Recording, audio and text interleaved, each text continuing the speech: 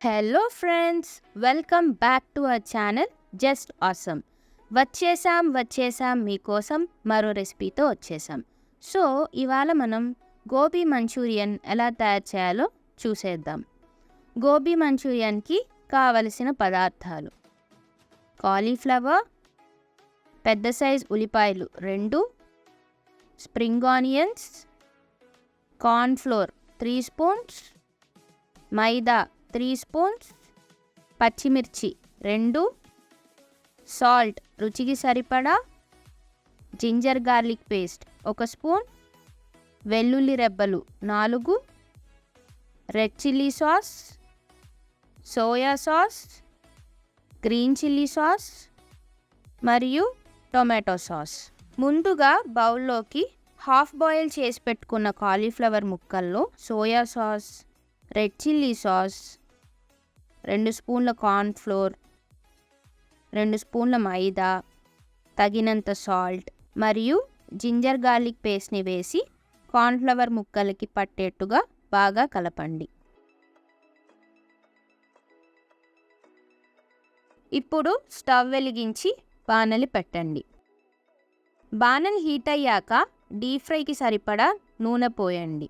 నూనె హీట్ అయిన తరువాత ముందుగా కలుపుకున్న కాలీఫ్లవర్ ముక్కల్ని ఒక్కోటిగా వేసి బాగా ఫ్రై చేసుకోండి.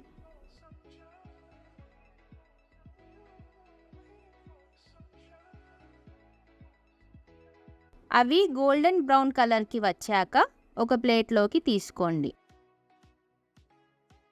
తరువాత మరొక ప్యాన్లో 3 స్పూన్స్ ఆయిల్ వేసి ఆయిల్ హీట్ అయ్యాక అందులో కట్ చేసుకున్న వెల్లుల్లి రెబ్బలు, పచ్చిమిర్చి, ఉల్లిపాయ ముక్కలు మరియు సాల్ట్ వేసి పచ్చివాసన పోయేదాకా వేయించండి.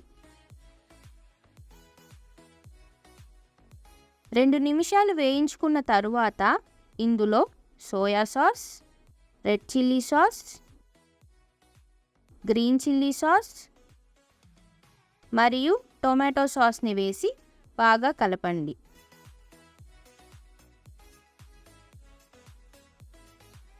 కలిపిన తరువాత ముందుగా ఫ్రై చేసుకున్న గోబీని వేసి గోబీకి అవి బాగా పట్టేట్టుగా కలుపుకోండి. నెక్స్ట్ కార్న్ఫ్లోర్లో వాటర్ యాడ్ చేసిన లిక్విడ్ని ఇందులో పోసి ఆ మిశ్రమాన్నంతా బాగా కలపండి.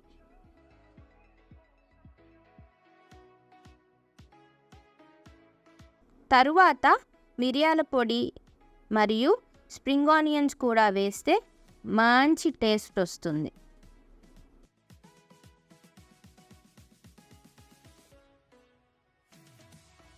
అవి వేసిన తరువాత సర్వింగ్ బౌల్లోకి సర్వ్ చేసుకోండి. అంతే, ఎంతో డెలీషియస్గా ఉండే home made gobi Manchurian ready.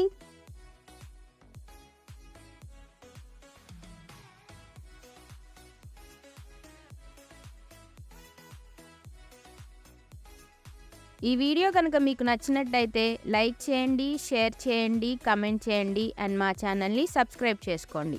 Thanks for watching.